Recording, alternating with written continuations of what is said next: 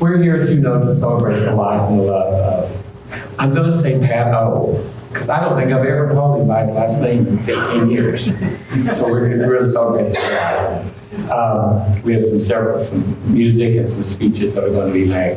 I'm going to ask you one favor. At the very end, I'm going to pray a little prayer or speech to Pat from us. And I was raised Pentecostal. I don't really practice Pentecostalism anymore, but I was raised Pentecostal. And one of the great things about the Pentecostal church is that when they want everybody to agree, they just say this. And let the church say, and then the church says, amen. Can we practice that, do you mind? Because at the very end, we're talking to Pat. I'm through. I'm going to say, and let the church say, and you're going to say, amen. Oh, y'all be such great Pentecostals.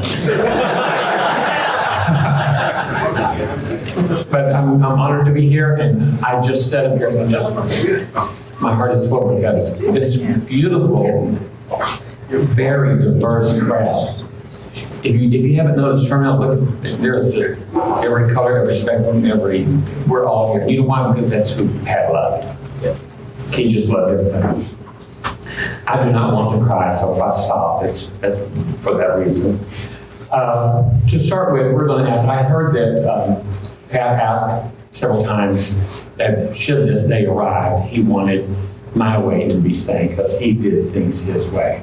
And so we have asked Mike Hurt to come with the Cadence chorus, and he's going to start this. Start him off with My Way.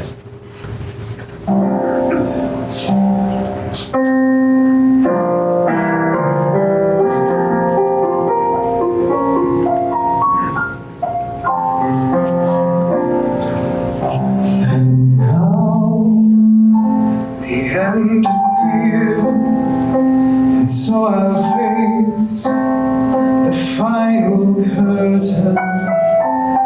My friend, I'll say it clear, I'll state my case, of which I'm certain.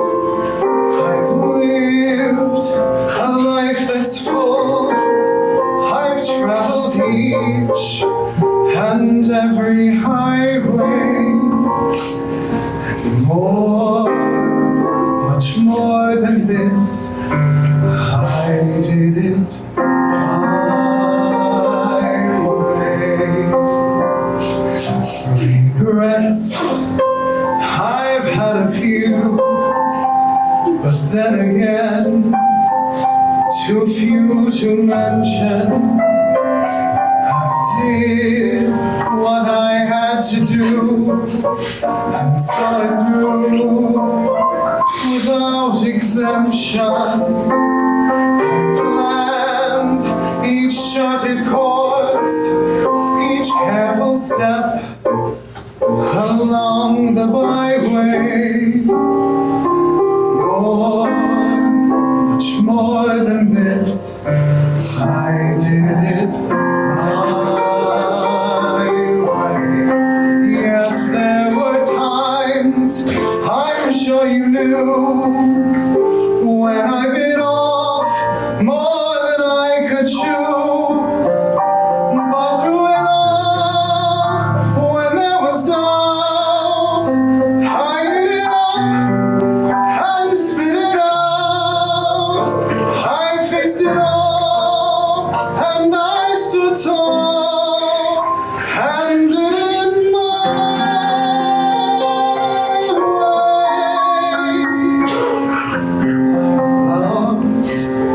I've laughed and cried, I've had my fill, my share of losing, and now as tears subside, I find it all so amusing to think I did all that, and may I say, not in a shy way.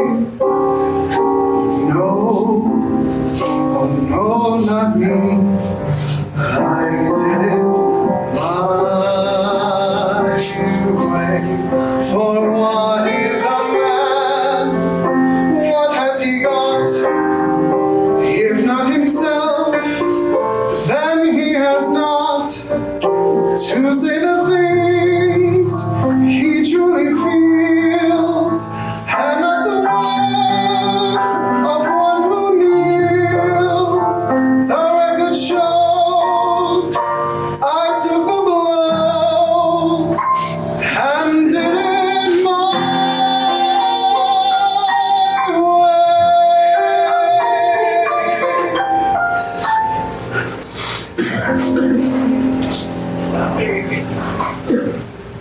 And now we're going to ask another great friend of ours and Pat's, Sean, to come up. Sean, back to come up and give us a few words. Good afternoon, everyone. I wrote, I rewrote, I ripped, I scrapped, I did everything, and I think I finally came up with something. So, you all know why we're here. To honor the man, the myth, the legend, the godfather of Rose, Patrick Olivo. Looking around the room today, I see so much love for an outgoing person who never met a stranger. Everyone eventually would become Pat's friend. I had the privilege of knowing Pat my entire adult life. When I met him at the age of 19, I was a very shy, troubled youth. I really didn't let anyone, right? They want me to say something? I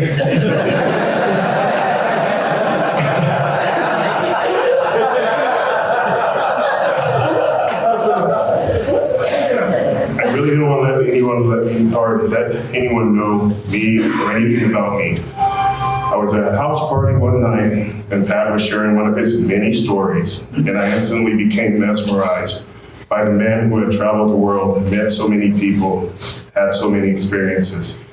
In my mind, I wanted to be like him. I wanted to see the world like Pat did. It was that night I found a friendship.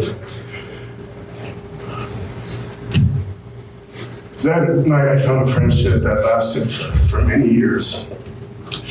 My second time ever in a bar was when Pat was bartending. Like I previously stated, I was shy, so I didn't talk to people. I sat up at the bar in a corner having a beer and keeping to myself. Pat came over and told me that he can see my future. I didn't know what the hell that meant. He told me to look up. Lo and behold, I was sitting under a sign that said Horse Corner.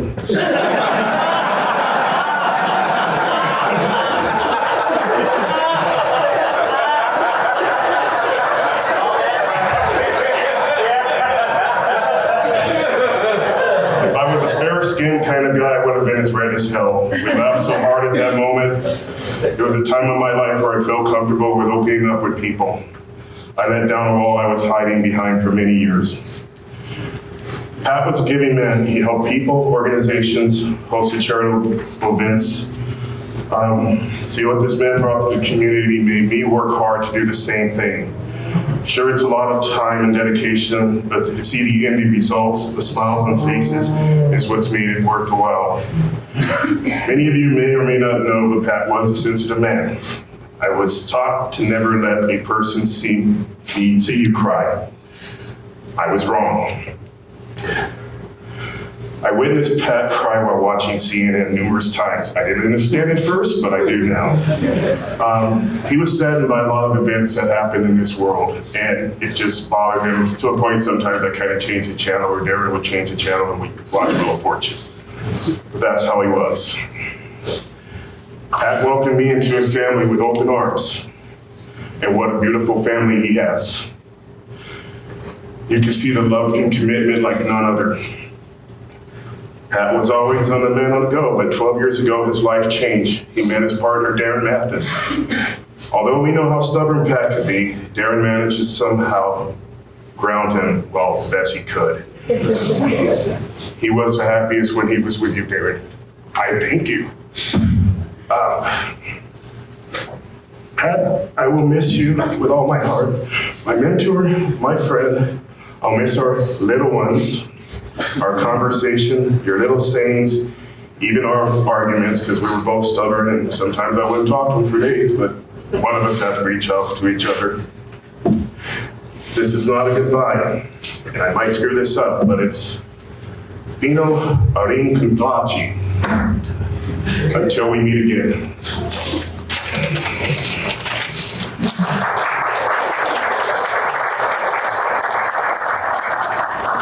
Thank you, Sean. That was beautiful and very, very speaks all of our feelings. Next, we have the Phoenix Men's Gay Chorus led by Mark Gaston, going to come and share a number with us. Hello. Pat and I have been friends for 20 years. And he became a collaborating partner with me and the Phoenix Gay Men's Chorus to partner to make the world a better place. With Pat's support, both financially and donating his time and talents, we were able to, through song and the wonderful media of the performing arts, make the world a better place and provide a safe space for our community. Pat, even after a stroke and limited use for a time of his arm, not only provided fundraising space for us for a turnabout drag show to raise money for the chorus at Pat's Bunkhouse, he actually performed in skag drag with this dress, right here singing Ring Those Bells, performing even though his one arm wasn't working. He just was a trooper and amazing. He always had a smile. He was always joyous.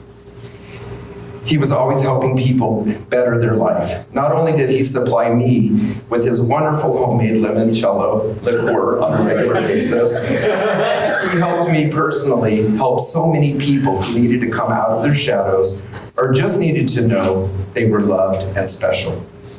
The song we're going to sing is Come Alive from The Greatest Showman. Those of us here will be sharing the song along with a virtual chorus. We had gone in and recorded. We weren't able to, with their stuff here, to actually see the chorus who couldn't be here who wanted to participate. But you will be able to see the video at Pat O's. And so we'll be singing with that virtual chorus and doing that for you today, along with all the voices of the Phoenix Gay Men's Chorus. But the lyrics are really important here because Pat truly helped people come out of the shadows and help people come alive. And I can hear Pat sharing the words of this song with all of you and take on his legacy to make the world a joyous place. I'm going to go ahead and read some of the lyrics because I really want them to sink in because I know that Pat truly, this was part of his genre. You stumble through your days, got your head hung low, your sky a shade of gray, like a zombie at a maze. You're asleep inside, but you can shake awake, because you're just a dead man walking, thinking that your only option, but you can flip the switch and brighten up your darkest day. Sun is up and the colors blinding. Take a world and redefine it. Leave behind your narrow mind. You'll never be the same. I see it in your eyes. You believe that lie, that you need to hide your face, afraid to step out. So you lock the door, but don't you stay that way. No more living in those shadows, you and me, we know how that goes. Because once you see it, oh, you'll never, never be the same. A bit of lightning striking, bottled up to keep on shining. You can prove there's more to you. You cannot be afraid. Come alive, go and light your light. Let it burn so bright, reaching up to the sky, and it opens wide. You're electrified, and the world becomes a fantasy, and you're more than you could ever be because you're dreaming with your eyes wide open. And we know we can't go back again to the world that we were living in because we're dreaming with our eyes wide open. As Pat says, come alive.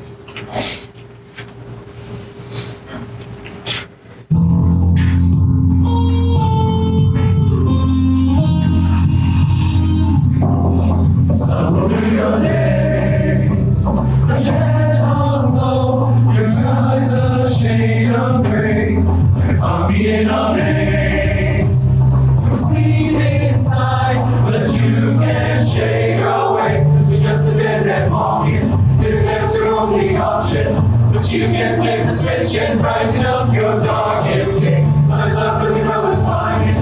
The world will be divided. Be hard, never mind, never be sick. Come alive,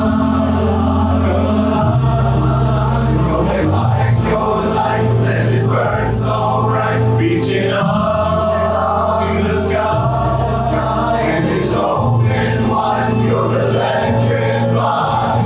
The world becomes a fantasy, more than you could ever be.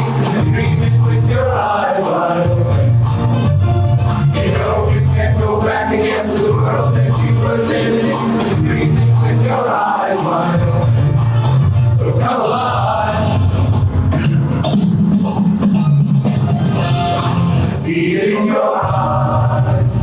You believe that lies that lead to hydrohaze. Afraid to step outside. So don't you stay that way. Those living in the shadows. You know how that goes. Once you see it, oh, you'll never be the same. You're still like inside it. All love to keep on shining. You screw the phone. Can't be the same. Come alive. Come alive. Rolling like your light. Let it burn so bright. Reach it up to the sky. And it's open wide. You're electric light. You're become the fantasy. All that you can ever see. The dream is in your eyes wide open. You know you can't go back again to the world that you were living in. The dream is in your eyes wide open. So come alive. Come on, come in, come on. To anyone who's searching for a dream. Come on, to hear the call. To anyone who's searching for a way to break free. Break free. The world becomes a fantasy. More than you could ever be. To dream it with your eyes wide open. You know you can't go back against the world that you were living in. To dream it with your eyes wide open. The world becomes a fantasy. More than you could ever be. To dream it with your eyes wide open. You know you can't go back against the world that we were living in. To dream it with your eyes wide open. To dream it with your eyes wide open. So come alive.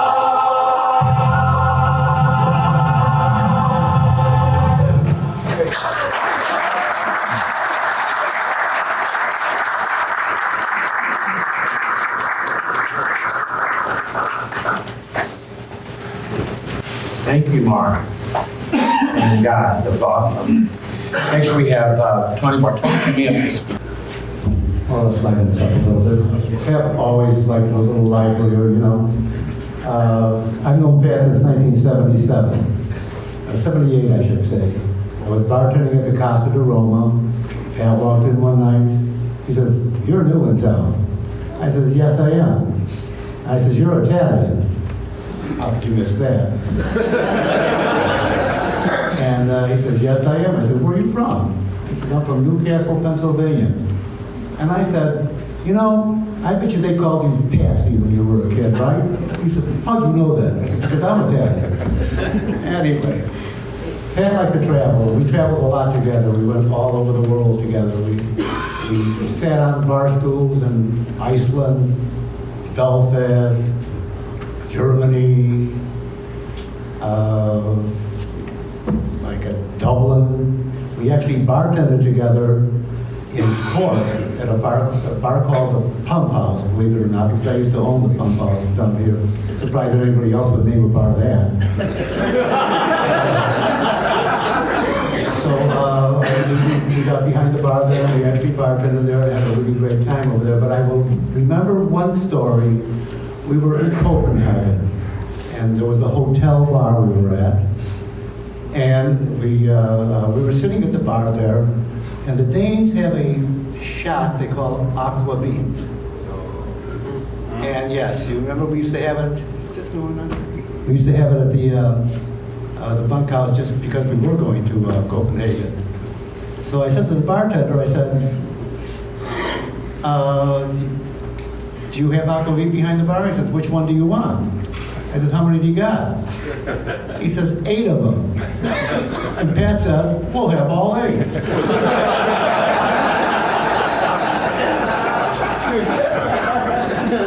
So I said, "No, we're not going to have all 8. Well, he bought one, and then he bought another one. I said, "Well, I got to buy bags." So, well, we had all 8. We had all 8, and I fell into the elevator going to my room. And the next day, I had the hangover of death. We went to this really nice museum that Dr. Greg was from Long Beach, they're here today. found in Copenhagen. It was a great museum. I felt absolutely horrible. He was fine. That bugged me the most. He was just fine. But the best trip I remember when we went to Italy. Pat and I, just on a wild whim, we went to go see his heritage. We flew to Rome, we got in the car, and we drove south into Italy. And it was a beautiful trip. Oh, he loved it. He was just enamored with Calabria and all the places that we went to. But I do have a story that we stopped at this hotel, kind of an obscure resort town. I think it was called Palmi or Banos or something like that. And we got to this little hotel by the beach. And the woman who owned the hotel and her son was at the desk, she looked at Pat and she said, "Oh, Mom, come mi marito," which means he looks just like my husband. Just recently passed away. Well, Pat could do no wrong. You have to understand it. In fact, this place had a little restaurant in it, and she went into the kitchen to make her husband's favorite dish. This was the swordfish. It was absolutely delicious, out of this world. Italians in Italy know how to eat, believe me. So anyway, we got 2 rooms because the hotel was really cheap. I had my room, he had his room, and we're going back to the room, and I said to Pat, I said, "You know, Pat, she likes you a lot. She might show up at midnight, you know, a little negligee and a bottle of wine." He said, "Well, I'm locking my door, that's for sure." And I said, "Pat, she owns the hotel. She's got a pass key." Well, he looked at me and says, "I'm putting the chair underneath the lock."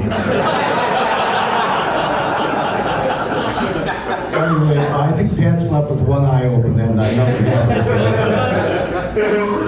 He just loved that trip. And it was a really great trip he took. He always wanted to go to New York. We always planned to go to New York, and his eyes will light up. We're going to go stay, well, we can't stay at the Waldorf anymore, but we were going first class the whole 9 yards over there. He called me and says, "I think I'm going to get better over here." But, you know, he never did get better, unfortunately, and we never did make that trip to New York, I'm sure. Pat, during the pandemic, was a great guy. He treated the employees right. The bar was great. He cleaned the bar up. He was good to everybody and great to his employees. And if you do remember, and it's too long of a story, but the fiasco with that bar top. And you know that was my fault because I was drinking in the bar and tasting. I saw that bar, I took a picture and sent it to him. Well, he had to have it. Thousands and thousands of dollars later, he got that bar. He got that bar top. Anyway, it was quite something. Pat was always a pretty good guy about stuff like that. Anyway, and you know, just sitting with Pat at a bar and having a couple of drinks was always a pleasure. And I'm sure most of you people, Sean, Darren, how can we ever forget those sayings? Save six, beat 6 for pallbearers. Fuck them all with 6, say no for pallbearers. Yes, 6 for pallbearers, right? And my favorite was Loretta and her Irish setup.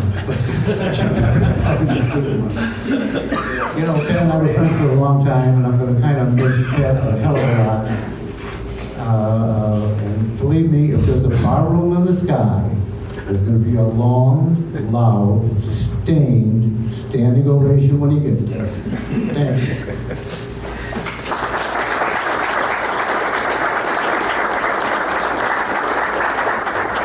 Thank you, Tony, for those beautiful words and memories. Next, we have Gina Florio, who is a friend of Pat's and a wonderful friend to our community, to come deliver the eulogy. A eulogy for Patrick Michael Olivo. I'm gonna try and hold my shit together. Admittedly, when I was first asked to deliver this eulogy, without hesitation, I said, absolutely, anything for Pat. Simultaneously, I quietly asked myself, why me? Why not someone who knows him better, more intimately? Why not someone who's known him longer, a family member, someone from the community? I asked myself these questions enough times that I eventually did receive an answer.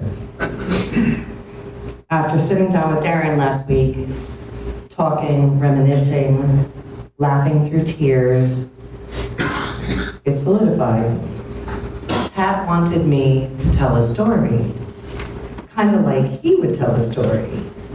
One with love and laughter, something you might hear while sitting around a bar or in somebody's living room, perhaps. So that's what I'm going to attempt to do today. And I'm so deeply honored to be here to do it.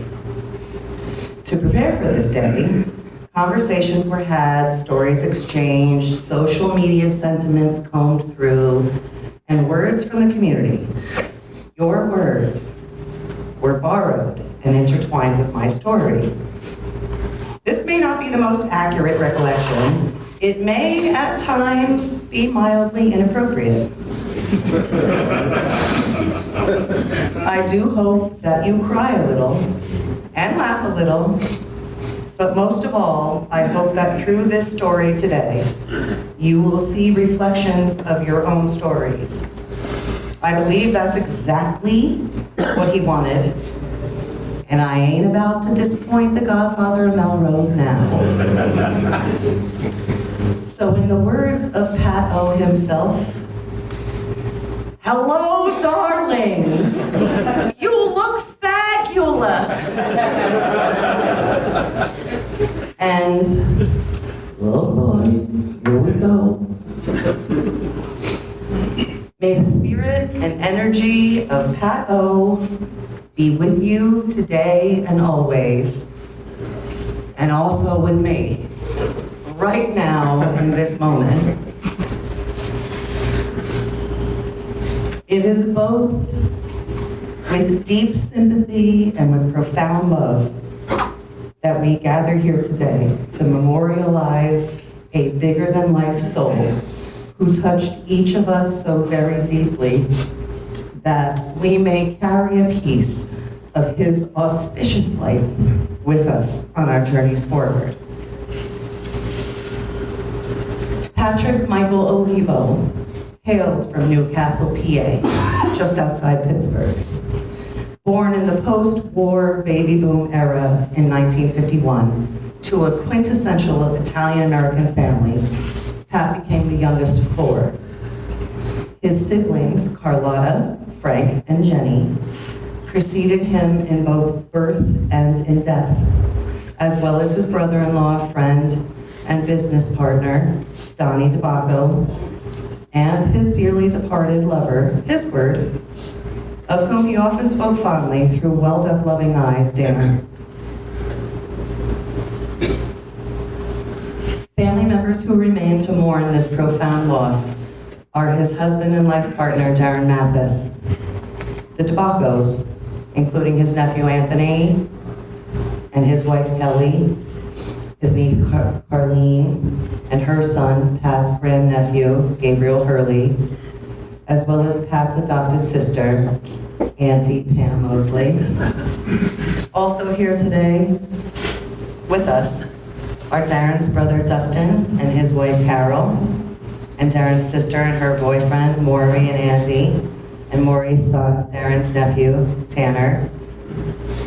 I'd like to also acknowledge the love and support of Darren's mom, Charlene, his sister Michelle and brother-in-law Junior, sister Mandy, Darren's many nieces and nephews, and Darren's longtime fishing buddies, Travis and Greg.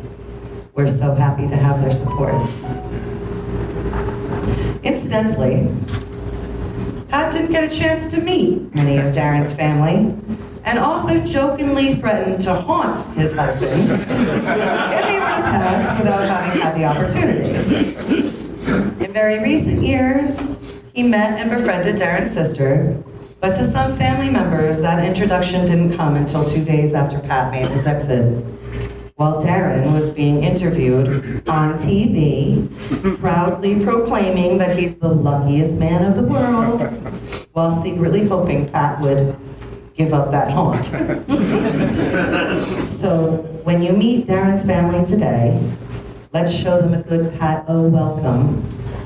I'm fairly certain they already feel the love. A community deeply affected by this man's presence and zest for life. his extended family mourns with you.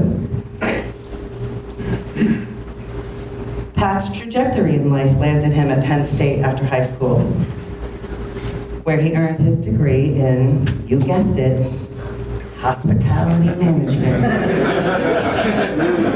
He probably could have taught those damn classes himself. While at Penn State, Pat earned the admiration of an important figure at the college, Cappy, a man who mentored and championed our then young friend, eventually leading Pat to the responsibility of managing the campus dining hall. It's from here that Pat's roots took hold and began to grow and branch out to his lifelong career in hospitality and eventually blossoming into the fruits of his entrepreneurial pursuits. After college, struck with wanderlust, Pat took some time to embark on early world travels, a passion in his life that would continue to pepper his years with adventure, friendship, culture, art, music, food, and drink, the evidence of which can be viewed in the lifelong collection of art and artifacts from around the world adorning his home. With a zest for adventure, an enormous joie de vivre, he weighed his next moves carefully. He considered many a location to lay a foundation, make his mark, and build his dream. I've heard he considered Hawaii, Albuquerque for some unknown reason, and a couple other spots before he finally decided on the desert Southwest. I moved to Phoenix in 1972, he'd proudly tell you. Once here in the Valley of the Sun, he jumped right into the mix. His larger-than-life, gregarious nature meant it didn't take long before Pat O was able to build a network of friends and acquaintances and found acceptance, belonging, and community. Over the course of many, many years, he exuded and he bestowed upon all he met those same sensibilities of acceptance, belonging, genuine love and care, welcoming you and I into his community. The foundation was laid. Though he never sought the spotlight for himself, his smile, his kind face, joyful personality, and infectious laughter would quickly become known to light up various hotspots in the Central Phoenix community over the years. Most notably, his time managing the Playboy Club, where he often bragged he brought the first drag brunch to Sundays at the club. His notorious bartending days at Fat Fingers and Apollo's, the labor of love years at Mr. O's, the unsurprisingly successful pizza spot he opened up and ran with his brother-in-law, Donnie. Leave it to Pat to become best friends with his brother-in-law. To the now more familiar home that bears his name, Pat O's Bunkhouse Saloon, a place where some of your own Pat O stories begin. My Pat O story, however, starts in a little something different spot called Cobalt. See, Pat had been living in the northwest part of the valley for years, but around 2010, he relocated to Central Phoenix, finding a beautiful home in the heart of the Willow Historic District. Now, one of the coolest things about Pat was if he took a liking to you and you were a business owner, you pretty much had a patron and friend for life. He embodied my own philosophy that when my friends are successful, I am successful. And more often, on his semi-nightly runs between Bunk and the Willow address, he'd pop into the old Cobalt location for a nightcap. Brian Wiley, who was running Cobalt at the time, and who, having spent time in Philly, was enamored with East Coast Italian-American sensibilities, and rooted with an hospitable spirit himself, was both proud and thrilled to have made this connection with Pat. They became fast friends. And then Wiley just wouldn't shut up about it. I just had to meet this man. I was just gonna love him. He just knew it. Well, it wasn't long until I did finally get to meet Pat during one of those nightcap drive-bys.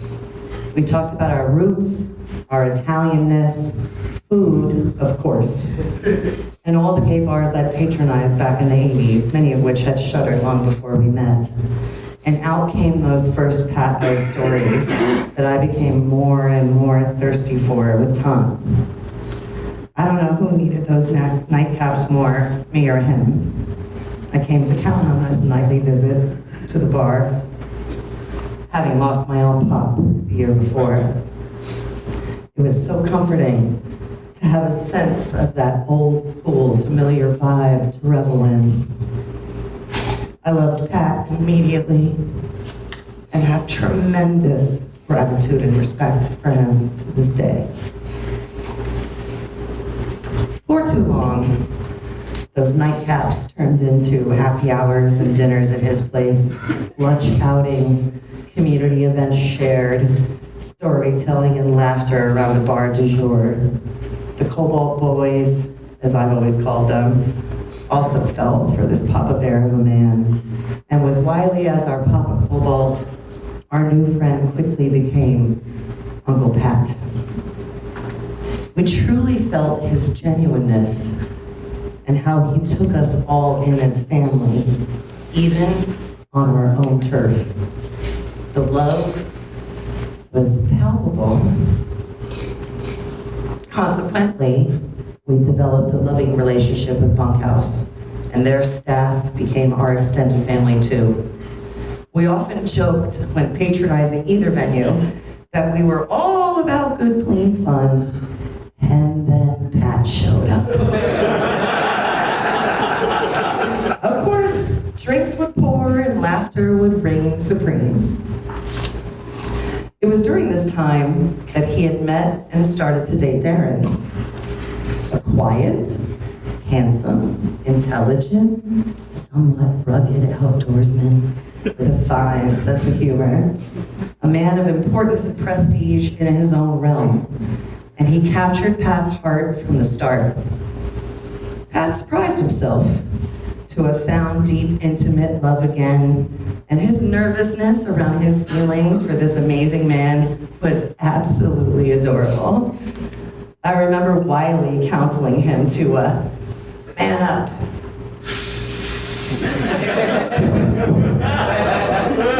Most people don't get this more than once in a lifetime. Just say it already. Tell him, I love you. And boy, did he. Their relationship was so very lovely from the start, and the way Pat lit up with joy whenever he spoke of Darren or whenever Darren was around was infectious. The man knew he was lucky in love. I too feel lucky in love to have been a part of their lives together, and I'm sure I'm not alone in that. We were eventually introduced and befriended Pat's lovely sister and best friend Jenny and his wonderful niece Carlene, who were constantly bringing homemade Italian dishes and treats to his house for visits, always with enough to share, a family value, it seems. Such lovely and amazing ladies. When we lost Wiley, we were a mess. I certainly was. I was a mess. But Uncle Pat, he kept up his Cobalt connections, and he kept a careful, loving eye on us Cobalt kids. We began spending more time together, counting on one another, enjoying life and love and community. It didn't really take all that long to realize our similarities, shared philosophies, and common ideology. He became my champion, and I became his. We were kindred spirits, and this is where our friendship really blossomed. I think he admired the blend of new school and old school vibes of gay bar life that our little spot and the mostly young bar family represented. And let's face it, those Cobalt boys were nice to look at.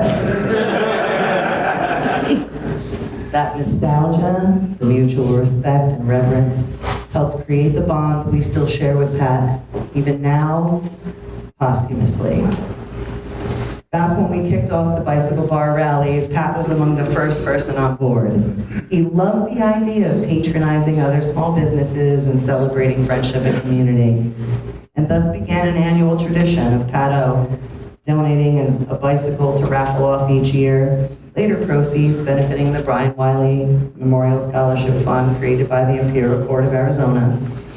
I'll never forget the year him and Bartoli rented a chauffeured rickshaw pedal cab to be part of the day's fun. I think even Rusty Beck was there on that ride too.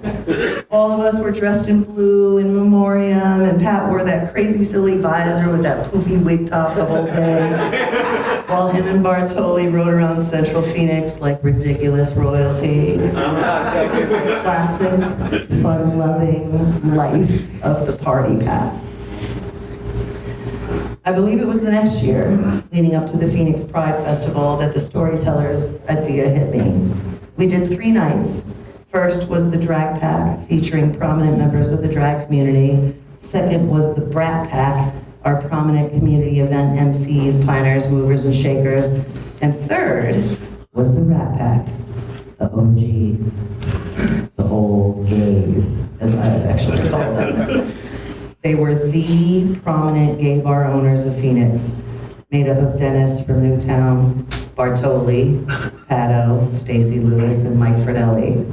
We even managed to get Grandma off her bunk bar stool to stay up late to add her crotchety 2 cents as well. I know Bill Travis has video out there somewhere, so maybe somebody can make him an offer he can refuse to give that up to the archives someday. Nonetheless, it was a magical night.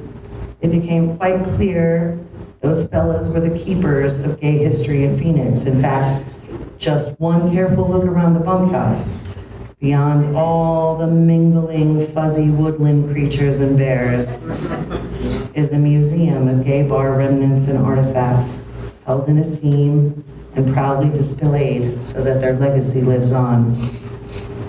Pat was a pillar of the community, a husband, a brother, an uncle, a papa bear, a mentor, a lover, a friend. He was genuine, down to earth, a caring person who truly never met a stranger in his life.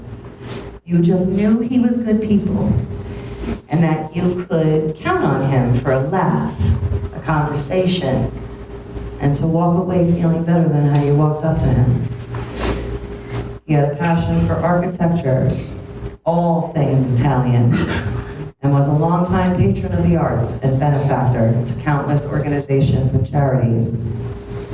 He donated his time, his venue, and countless dollars and gifts to IGRA, the leather community, the bear communities, the bowling league, the dart dorks, all the Sporty Spice leagues, the Imperial Court, Southwest Center for HIV/AIDS, Joshua Tree Feeding Program, Aunt Rita's, 1 in 10, just to name a few.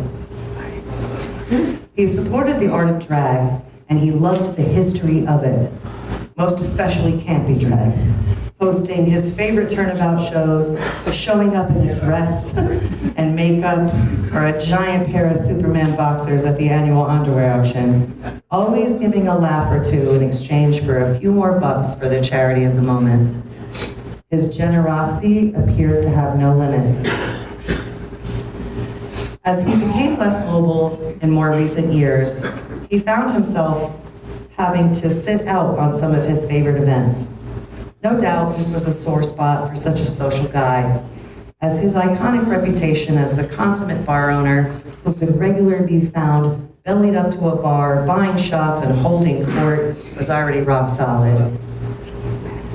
Each year, early summer would roll around, and he'd often call me up and say, "Honey, why don't you get some of the boys together?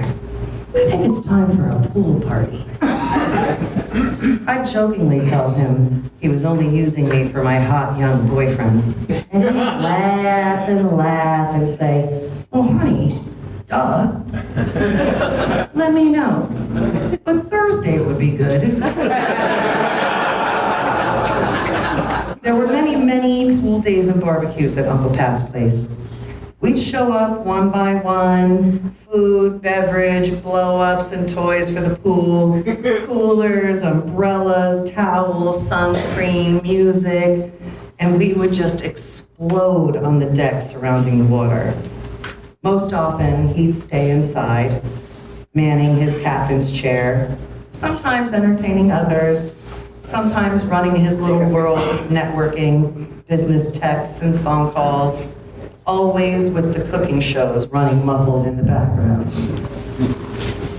He could see us from his helm, and every once in a while, he'd be compelled to venture out back to make sure we were all having a good time.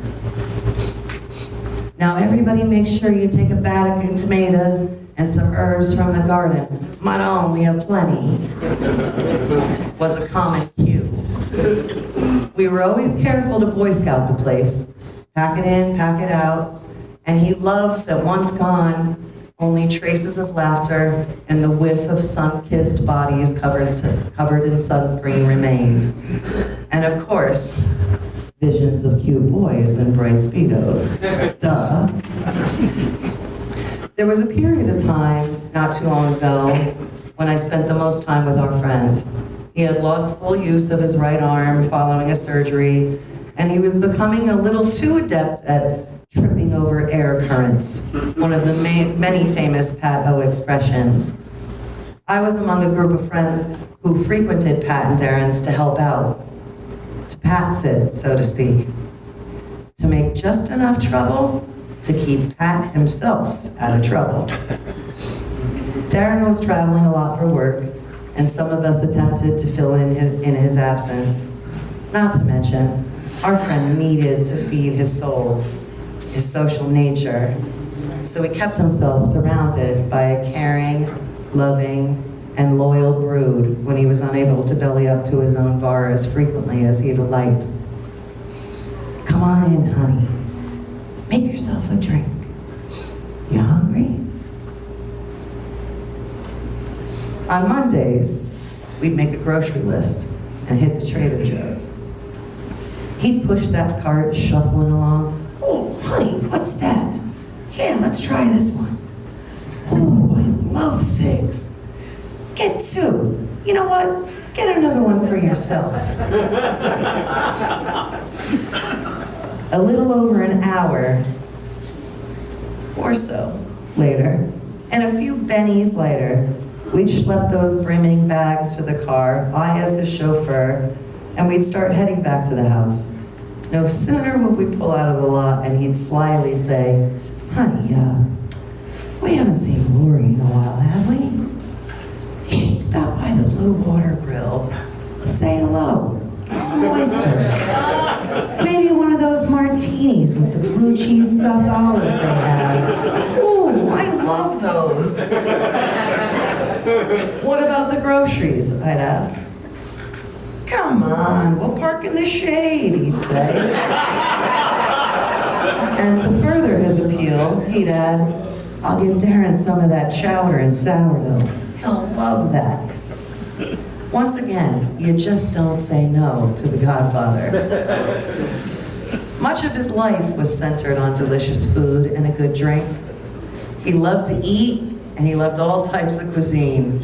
A savvy home chef in his younger, more mobile years, many friends recollect his prowess in the kitchen at the dinner parties he'd host. I used to tell him my grandfather's favorite saying, I don't eat to live, I live to eat. And he'd say, your grandfather was a smart man, as he'd tear into one of them zucchini fritters I just made. He loved nothing more than a gathering of family and friends to prepare and share a meal with. And he took every opportunity to create an occasion to break communal bread.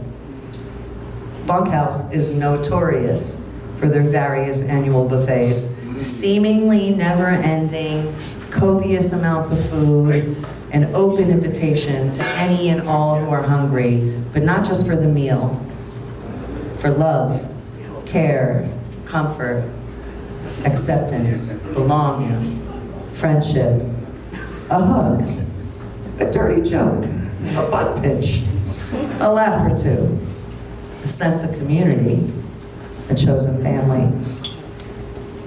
So So many bunk regulars have mentioned this to me in the past week or so. He used to set up buffets. We'd see people in here we'd never seen before. They were bunk regulars. They'd eat, and then we'd watch them make to-go boxes. And we'd point it out to Pat, and he'd say, "Good, let him eat.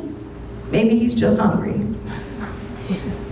There's a widely known expression: when you have more than you need, build a longer table, not a fence. That was the spirit of Pat. Raised Catholic, he was not a particularly religious man, but did maintain a healthy balance between humor at the absurdity and the tremendous amount of respect he held for folks' individual beliefs. Pat himself grew to be more of a spiritual man over the years, a true humanitarian. When he said, "I love you," he meant it with every fiber of his being, and you could feel it in his bones, especially in the grip of that bear hug of an embrace. You just knew the love was genuine. He gave away his positive energy and pieces of his heart to everyone he met, everywhere he went. He was a giant of a man with a heart as big as the infinite universe. He may no longer be physically present in our lives, but through the telling of our stories, of his stories, and keeping his memories alive, he will forever be part of us. So whenever you think of our friend Pat, smile and just get down upon your knees, fiddle with your rosaries, bow your head and great respect, and genuflect, genuflect, genuflect. Make a cross on your abdomen. When in Rome, do like a Roman. Ave Maria, gee, it's good to see ya. Good night, our dear and wonderful Pat.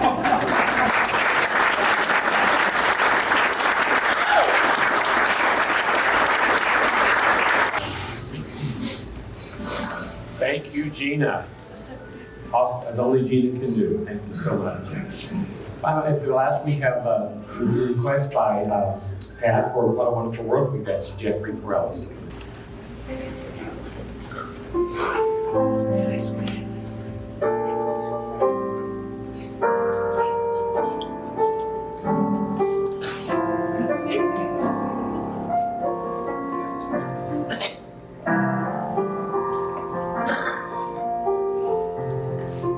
I see trees of green, red roses too. I see them bloom for me and you. And I think to myself, what a wonderful world. I see skies of blue, clouds of white, bright blessed day, the dark sacred night. And I think to myself, what a wonderful world. The colors of the rainbow, so pretty in the sky, are also on the faces of people walking by. I see friends shaking hands, saying, how do you do? What they're really saying is, I love you. I hear babies cry, and I watch them grow. more than we'll ever know. And I think to myself, what a wonderful world.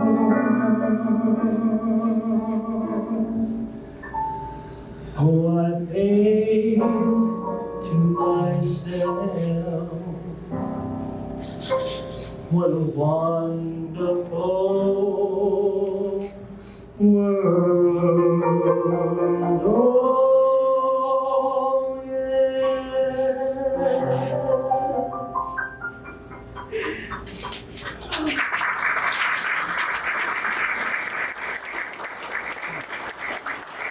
Thank you, Jeffrey.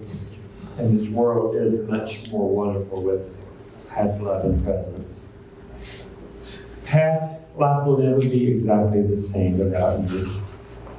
But we will each continue to carry your expression of decency, morals, excellence, and ethics within us as we remain in this physical realm. Thank you for loving all of us in such a big heart. And let the church say, Amen. Thank you for being here. Thank you, Kenny.